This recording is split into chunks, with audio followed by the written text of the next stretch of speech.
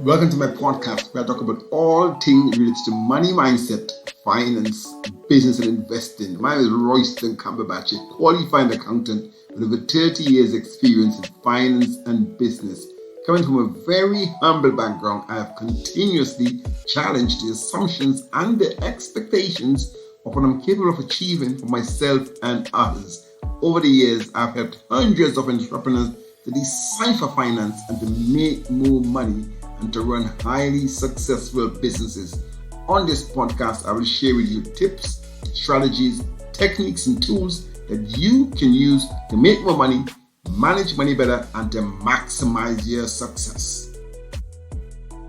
Welcome, Alex, to a very special episode of the Financial Intelligence Podcast. And we got Alex today, and Alex himself is a podcaster, and he's actually hosts the show, the Business, Wealth, and Mindset Podcast. He's also a property investor. He's also someone who loves to share his knowledge and help people. He's even written a book as well, Business Path to Wealth Creation. So we got quite a bit to talk about. So welcome, Alex, and introduce yourself, and then maybe just tell us maybe like your backstory. Thank you very much, Weston. It's a pleasure to be here, to speak to you and share some, bits with the audience here. So it's good to be here. So my background. So in a nutshell, my background is corporate actually, as far as professional and qualifications is concerned. So I'm a chartered accountant by profession. Started out qualified with one of the top 4 accountancy firms, Deloitte, and then after that, I did worked in the banking profession, investment banking. Started off with RBS or in those old days, and then moved to one of the big US investment banks, JP Morgan. But then in the background, I always had an eye to entrepreneurship. So I started investing in property and building a portfolio with that.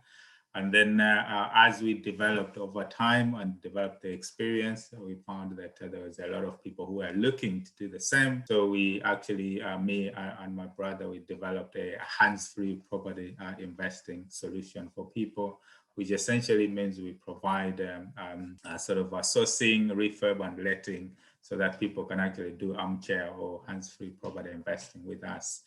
But that was just on the way to actually helping me to follow my passion, which is, like you mentioned, knowledge sharing. So that sort of comes through my podcast, which you mentioned that I do. So we bring various inspirational people to come and share their challenges, their successes, the things that have helped them, so that those stories can actually inspire others as well. And, you yourself, Royston, you've been on our podcast and shared your amazing story as well. And then the book that I've written as well. So yeah, for me, everything and anything, inspiration, because inspiration is the one that is permanent. Motivation is short-lived, but there's things that you can do to get yourself motivated when you're facing challenges. But when you listen and you see and hear stories of people that have maybe followed a similar path to you, you can sort of resonate with that and pick inspiration that can actually help you to break through into success as well. So that's almost like where I am now. But I can talk about my background as well, where I come from, my humble beginnings. Wow. Yeah, so Alex, so that's quite a nice introduction to yourself, really all rounded. And of course, as you said, it'd be great to share your background, because oftentimes people they hear like, okay, wow, you're from corporate, banking, investing, but they don't know where you came from. They don't know like, okay, well, so maybe if you can go back a little bit, but when you talk about your background, maybe if you can just put a spill on it to say, well, what did you learn about investing when you were growing up? What did you learn about money management when you were growing up? So maybe you can talk to us about that a little bit. Yeah, sure. I'm happy to share. So, yeah, I mean, I'm originally from Malawi. This is this tiny, it's called the warm heart of Africa, in the Yeah. southern part of Africa. Wow. So, surrounded by, we've got Zambia, Mozambique, and Zimbabwe. It's in that region, south, down south near South Africa. Yeah, I grew up in, it was a family of five of us, and, three girls and two boys. I was the second born in the family. So typically, most or some of your audience will know, Africa is not, the richest of countries, and Malawi is Yeah. actually one of the poorest countries as well. So everything is Wow. a challenge.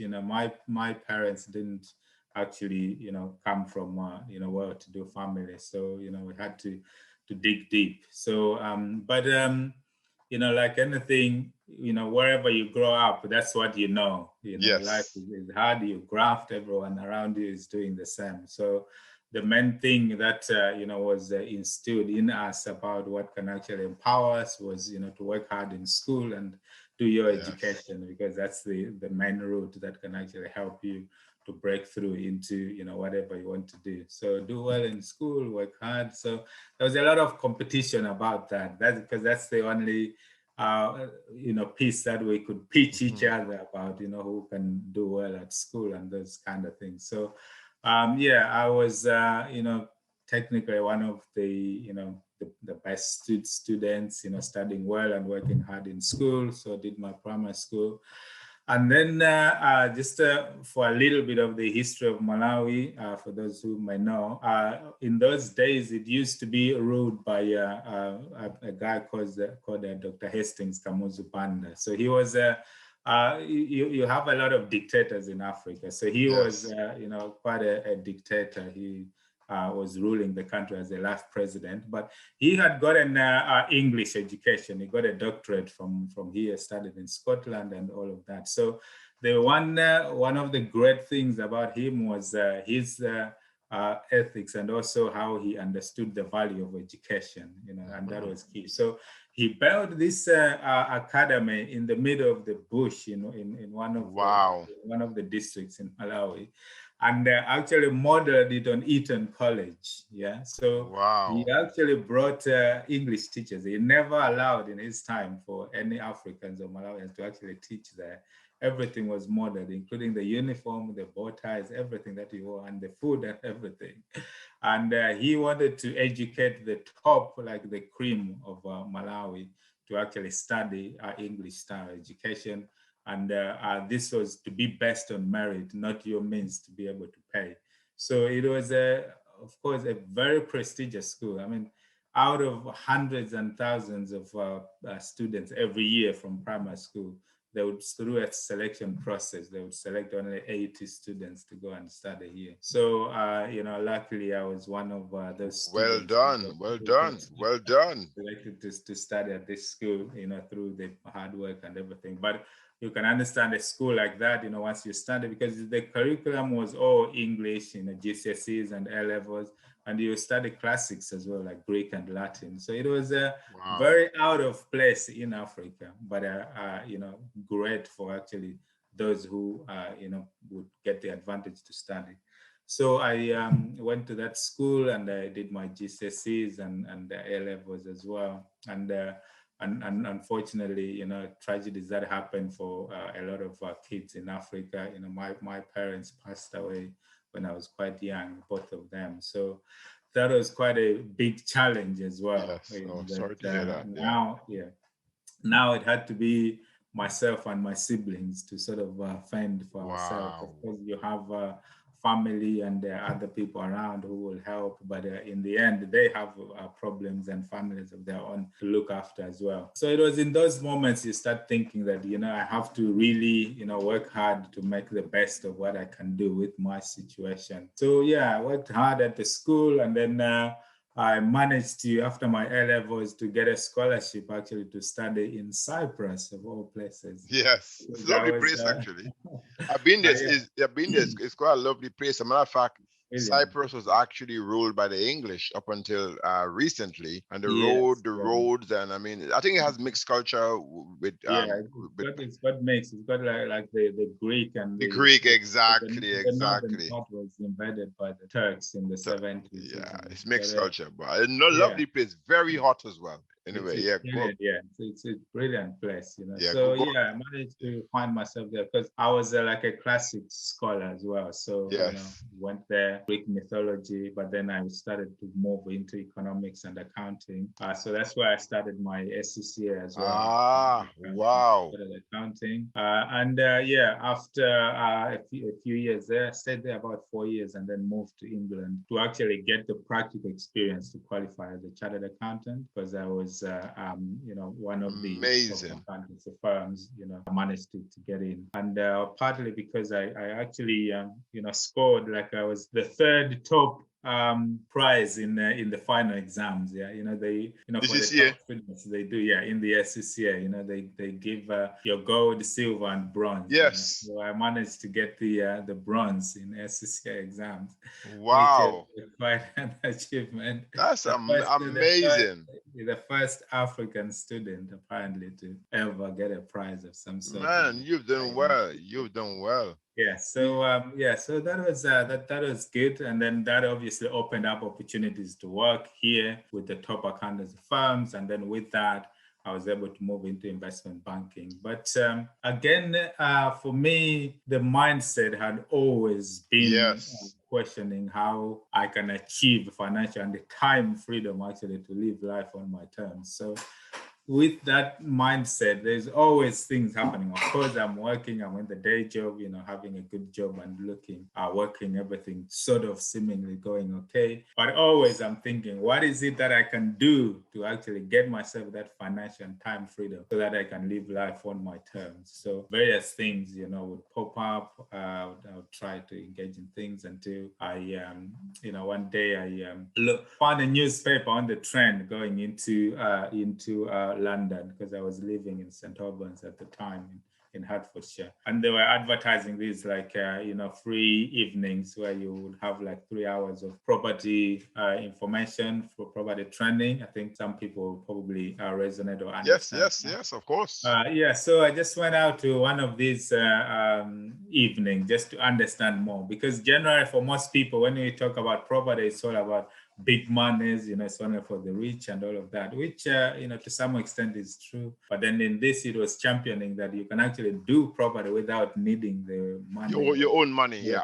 Yeah, you can use other people's money. So I become curious about how, that is done. So from there on, understanding what they did, of course, I ended up buying some courses because that's essentially where it ended up to, and they invested in my knowledge in that space, and Wow. ended up doing quite well in that because I really focused. My vision was tuned into that. So I developed the knowledge and the experience, started building a property portfolio, and then once I consolidated that knowledge, I found that I could actually help other people as well do joint ventures in a way that they using their money and they can use my knowledge with joint venture value each side, and it's a win-win scenario. So with that's what helped me to build this hands-free property investing for people. So we source the deals, we do the refurb because of the experience and the power team that we have, and then we build a lettings agency as well to manage all our staff and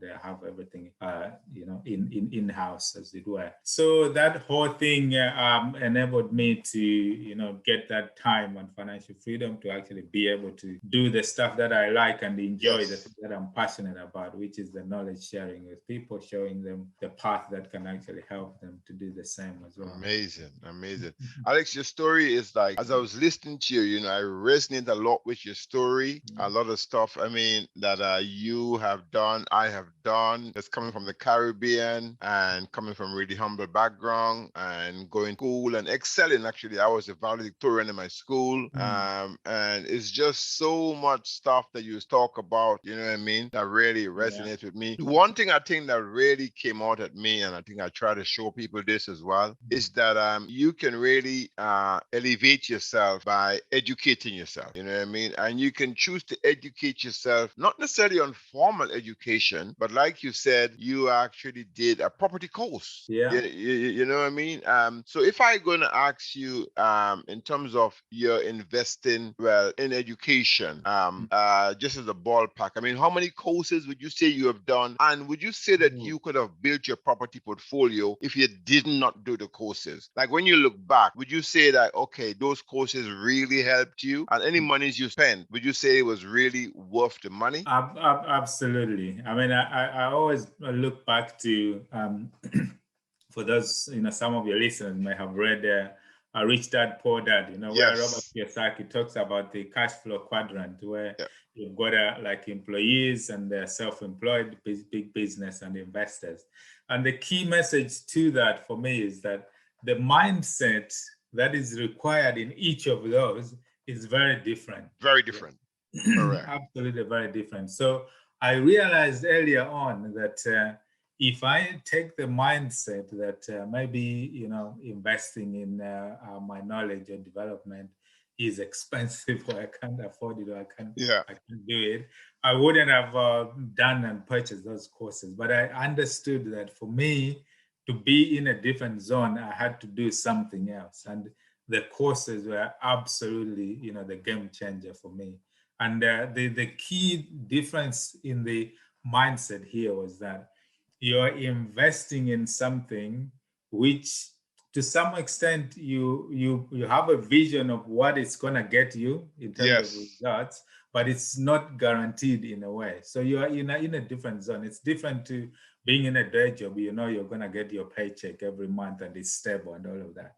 But in here, you're just trusting your instinct and your vision that it's going to work.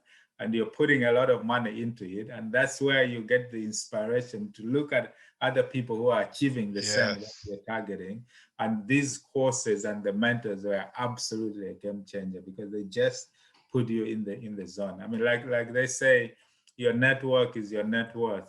As long as you start networking and aligning yourself with the right people who are going in the same that is direction, so powerful. That's so powerful.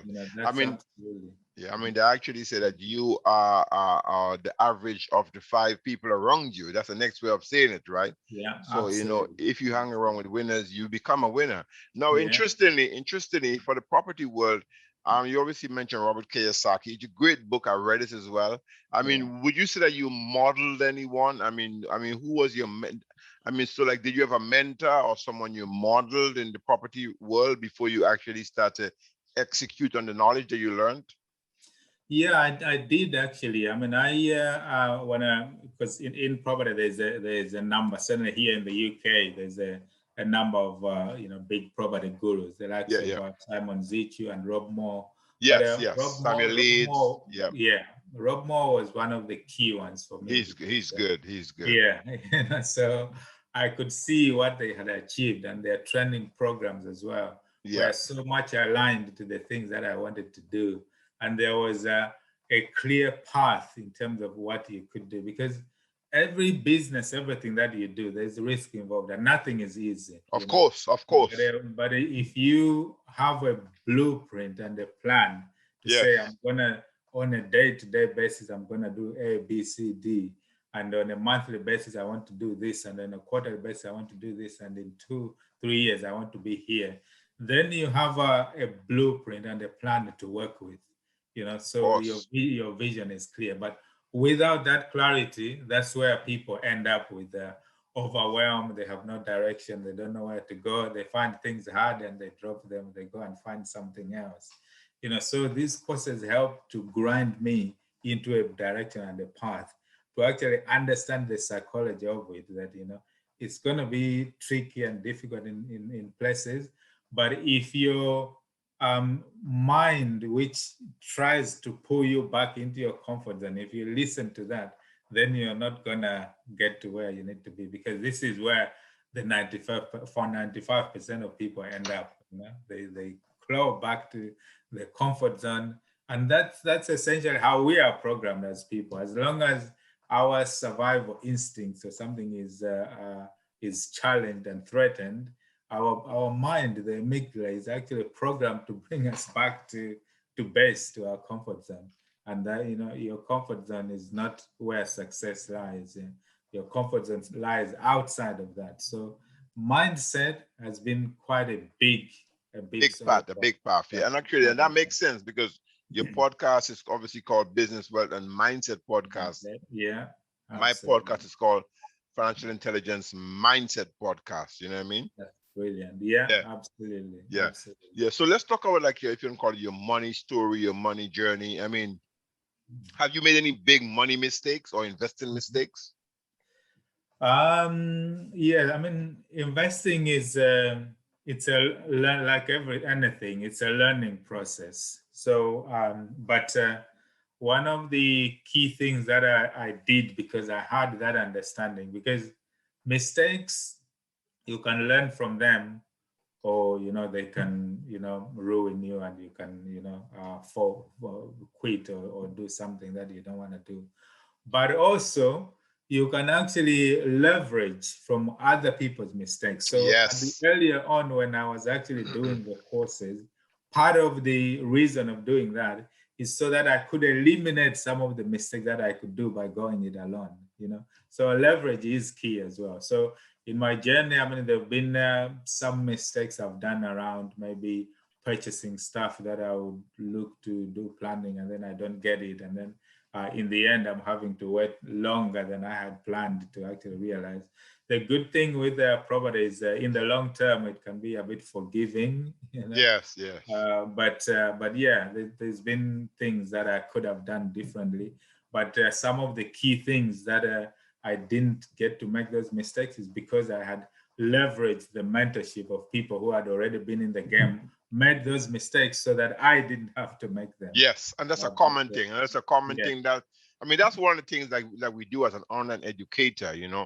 I even say it on my webinars. I said, why spend the most amount of time and get the least result when you can spend the least amount of time and get the most result? And the way you actually do that is by working with someone who has already walked the path that you are looking to walk, have made the mistakes that you're going to make. So even though it might cost you to invest in a program, eventually it costs you much less than having to make mistakes. You know what I mean? So that's really powerful. So okay, so if someone is starting out right now in properties, they're just starting out, they want to start out. I know maybe UK property market, it's been going up recently, I guess, with incentives from government as well, duty breaks. I mean, property price seems to, if you want to call it, every 10 years it seems to almost like double, right? So someone is looking to invest in properties, right, in UK right now, or maybe people listening to this podcast in Africa, in different countries, in the USA,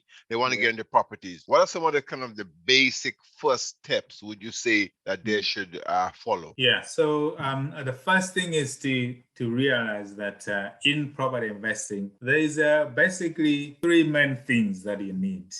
So the first is the time, and the second is I would call the knowledge or the experience, and the third is the money.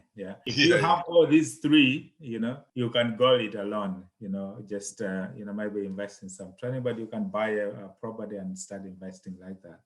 But the majority of us, or most people, don't have all these three. That's why they're looking to actually get. But if you don't have these three, then what happens? You can look into what is it that you have that you can bring to the table, and then you can actually work with other people. That is true. That is true. I like that. Time, knowledge, money. I like that. Yeah, absolutely. So, for example, if you don't have the money, there will be someone out there who has the money, but they don't have the time to actually look into it. You can use your time to invest in the knowledge, and you can source the deals for them.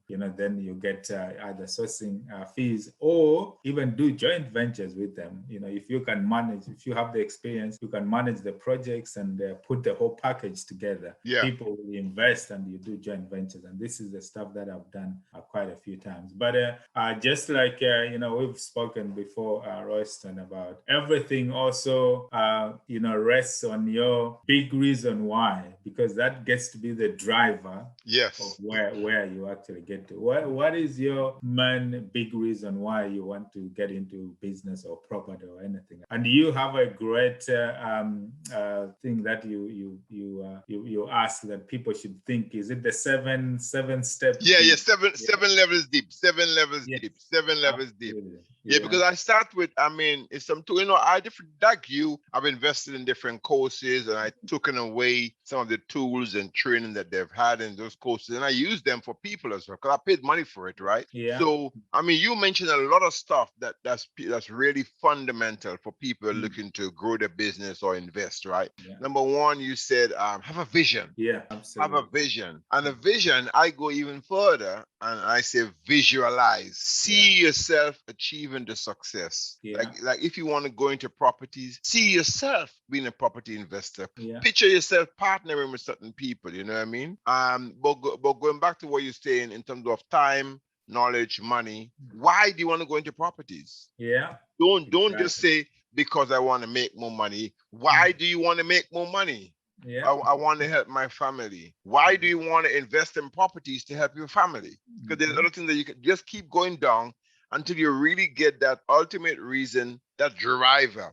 Because I always say, it's the bigger your why, the bigger your drive. You know this, right? Like coming from Africa, I'm from the Caribbean. You know that, as you said, education was one of the kind of things that was, taught to us. Like we should educate ourselves highly. Yeah. But you know that gratitude is something that's really big, right?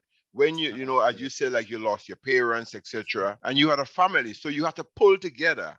And you had to some extent, you had a driver now to even though that you lost them, still make them proud. Yeah, absolutely. So now you have a reason not to give up, Yeah. but to push through. I think a lot of people, they lack that why. That's the thing. That's the thing. Because when you lack that, just like you've said, you lack that drive or inspiration. Because when the challenges come in business, and they will come, they always come. You're not gonna last the course because you No. just see it as being difficult, or you can't do this, and you drop. But when your reason is strong enough and it's a burning desire, it's not just a desire, but it's burning. You're not even gonna be clouded by the challenges. In some cases, they actually feel like a joy to tackle. A joy, because you expect them. You expect them. Yeah, That's Eric Thomas, one of the guys I listen to. He says in his motivational speeches, when you want to succeed as bad as you want to breathe, then you'll be successful. That is like deep. Absolutely. When you wanted to get into the properties as bad as you want to eat when you are hungry. Yeah. Then you'll get into property. Absolutely. Because you will. Because what happens is when you face those challenges, the way you perceive them, ignites that creative genius in you, find actually solutions for those problems. Because they say man is at his greatest creativeness when faced with challenges. Correct. You want to have to take this pandemic, the COVID pandemic, how great things and great thinking of ways of doing things have come about is because of challenge. People have pivoted their businesses. They found new ways of doing things and all of that creativeness. So we're at our most creative when we are faced with challenge. Correct. But if your vision is not burning enough, you're not gonna see that, because it's not aligned to a big desire of yours. Yeah. And actually, you mentioned desire. There's so many other good books. Like in Napoleon Hill book, Think and Grow Rich, it's about your desire. And it says, think and grow rich. So you have to think about it. You have to want it. You have to vision it. You have to desire it. Then you have to go after it. But because your desire is so strong, you will go after it. Man, this is, so fundamental to the whole mindset game, right? I always say to people that wealth is a matter of managing your emotions. Because if you really want and you really purpose it in your life, I think that you can achieve it. Of course, there's obstacles, but you can achieve it. So let me ask you, Alex, in terms of like your big money success. I know you do properties and you do that kind of stuff. Maybe you can tell us about something that went really well for you and you thought, yes, this investment was worth it. This investment in knowledge was worth it. Maybe you can just tell us about one, maybe, I don't know, one good deal or one good something that went really well for you. Yes, actually, I've had a couple of big property deals. Again, all comes back to, once you develop the knowledge, you have like an eye of what is a good opportunity and not good opportunity. Just like in the book, the richest man in Babylon, when they Yes. discuss about the goddess of good luck, whether actually luck exists. Like do people just get lucky in certain things? And it actually just talks about not necessarily. It's just a formula. It's you can even link it to science. Yes. It's a mix of your preparedness, because once you're Preparation. prepared, you can identify opportunities when they come. Of course, So preparation meets opportunity. Yeah, that's luck, yes, right? absolutely. So there was this deal. It was just a standard piece of a house that was up for sale, and it was sitting on an L shape with just another piece of land on the side. And for me, I could see immediately it's just a normal house, but there's great potential to actually build another house on the side next to it. Yes. And it looks like most people probably couldn't see of it because of where it was sitting and all of those kind of things. So I ended up buying it just as a normal house. Did a bit of research and ended up applying for planning to build another house next to it. And the whole project, because we converted this into HMOs, the whole Wow. project, by the time we packaged it and refinanced it, we ended up walking away with all the money that we invested plus 80 grand on top. So Wow. That we managed to flip that as a 50-50. But it goes back to show that once you have that knowledge and you know what you can do with certain things and you package yes, them, yes, you yes. present this to someone who has the money because you've got the time and the experience. The investor who looked at this, it was a no-brainer. I had it to even pitch 3 or 4 and pick the best one because it was just so valuable to them to do the project. And that was one of the successes. We've had quite a few of those. We've had NHS offices we converted into flats.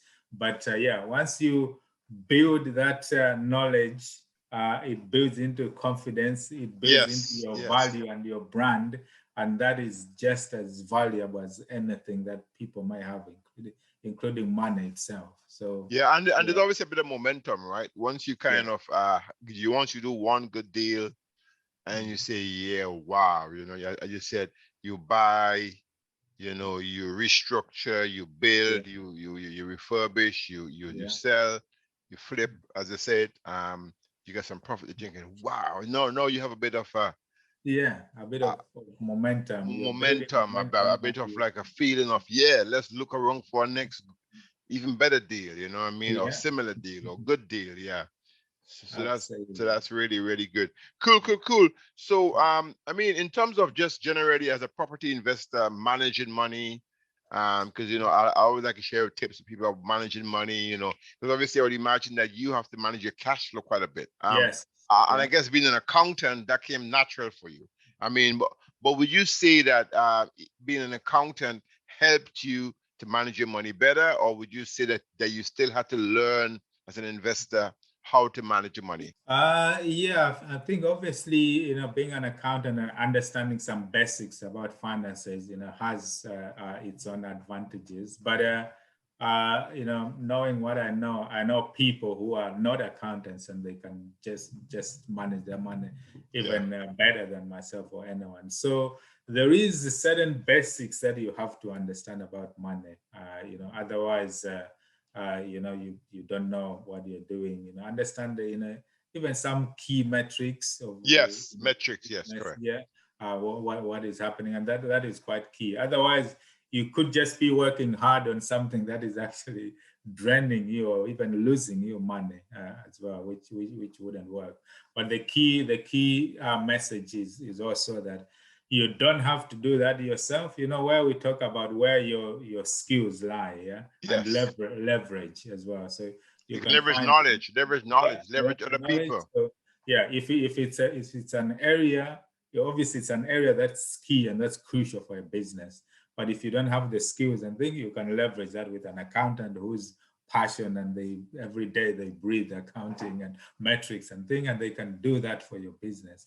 But you have to understand and identify that it is a critical part of your business and find people who can actually you can leverage to do that so that you can concentrate on the key result areas of your business, the business that the areas that you're best at and which generate you the most outcomes in terms of money. It makes full sense. I mean, it's all back to the whole principle of specialization, right? Yeah.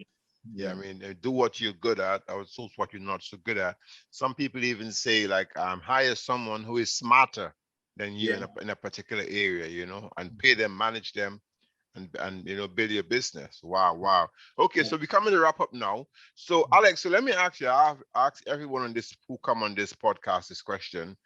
What does the term financial intelligence means to you? For me, financial intelligence, I guess it's just that cutting edge understanding of the bits that you need to know, which maybe other people don't grasp as well, but are quite crucial to your success. Yeah, it's that in intelligence. It's almost like when you go deep into it, it's like a sixth sense in a way, which gives you that advantage above other Yeah. people because that intelligence. When you know certain things, it helps you even when either you're analyzing deals or doing things in your business. You just know that certain parts or certain tricks in your business, like if you know, like even like you're remortgaging and there's a difference of 1% in the interest rate or whatever, you can work out what will be the impact of that over a certain period. Yes, it makes And that sense. can be quite crucial. Those small margins, the Yeah. intelligence of the small differences that can make a big impact to your knowledge and your results in a business. I think that intelligence Powerful. is So it's absolutely. kind of from what you're saying, it's analyzing, it's having information, but looking at the information and having Yeah, instinct or having intelligence as to know what does that mean. You know what I yeah, mean? absolutely. Yeah, that Absolutely. that is quite great. All right, man, Alex, man, you dropped some really good gems on here today, and I'm sure people who want to get in contact with you. I don't know if you have any courses or what do you do? I mean, where can people find you? How can people find you? Yeah, so I mean, the easiest way they can find me on Facebook, just go Alex Sapala and you'll find my name there. And also just simply alexsapala.com. They will find my website there as well, and it will take them to my social media. They can send me an email, drop me a message, and yeah, listen to my podcast, get to read my book as well, and just generally interact. I've also got an exclusive Facebook group called the BWM Masterminds Facebook group, which is the Business Worth and Mindset Mastermind. So Yeah. it's just a zone where we just share, inspirational messages and videos and podcasts and things just to inspire people to success on a day-to-day basis so that they keep to that path. When they have ups and downs, we can actually get to motivate people to keep them going so that they can break through into that success. So yeah, people can find me on social media and the website as well. Wow. That's great, man. And do you have any courses that you offer, or you Uh, just at the moment, everything is sort of exclusive. I don't sort of advertise. It's all like a word of mouth. If I anyone understand. thinks and believes that I've got something that I can offer or value to them, then Yes. come to me and we can talk, and it can all be bespoke and all I of that. I like it. I like it. I like Yeah. it. I like it. And I guess to some extent there's reasons for that as well. Yeah, absolutely. But Yeah. over time, I'm looking to develop an academy, which will be an online platform where actually we can have a lot of stuff that people can use as resources as Yeah, well. which So, makes sense. And exactly what I'm actually building. I'm actually building up my own academy. I call it the FBI Academy to talk yeah, about intelligence, finance, business, and investing academy, where I share finance knowledge, business knowledge, investing knowledge. And to some extent, some of these podcasts are all part of the academy, because actually it's free knowledge, and it's knowledge with experts like yourself. I'm always looking for experts, and I actually met you. I must plug this. I actually met you by collaboration. Actually, Yes, I absolutely. met you, I guess, by being on Clubhouse and Yeah, meeting Sharon, who's a property yeah, investor, and Sharon absolutely. saying, "I think you guys should connect." Yeah, I was on your podcast, and now you're on my podcast. So I think I also want to say to people who are listening to this, there is real power in collaboration. And even though myself absolutely. and Alex might be doing similar things, Mhm. I think collaboration beats competition every day. Yeah, You know what I mean? Especially in these times now. Yeah, because going back to what you're talking, you mentioned Rob Moore, etc. Even on the same clubhouse, like you see, like Rob Moore and John Lee and yeah. Ed J.C. Smith, and all these people are on the same platform Grant now Cardone, yeah. Oh, and just those, sharing knowledge. yeah, So there is absolutely. real power in collaboration. Look, Alex, man, we've been here going for a while. I want to say a massive thank you for Yeah, coming on, and I'm sure that the audience will get some gems from this. It's been a heartfelt pleasure. I know we tried to line it up sometime, but we managed to do it today, and I absolutely. really want to say thank you. Yeah, it's been a pleasure speaking to you as always, and for me, just like you mentioned, these networks, you build long-term relationships with people as well, and the benefits of that are just priceless. You can't put a price on that. So it's really a pleasure, speaking to you, Royston, and catching up, and I'm sure we're always in touch, and we Of talk. course. Absolutely, a Thank pleasure. you. Thank you. Thank you very much for listening to my podcast. I hope you enjoyed the show. You can find out more about me by Googling my name, Royston Cumberbatch. I'm on all the social media, Facebook, Instagram, and LinkedIn. You can find me on YouTube as Roy Cumberbatch. And if you are listening on YouTube, please hit that subscribe button, or you can find me on my website at www.racmacs.com. That's RACMACS.com. It'd be great to hear from you, and do feel free to tell me about any topics you want me to cover on future episodes. Until next time, be good to yourself and others, keep positive, and reaching for your financial goals. Bye bye.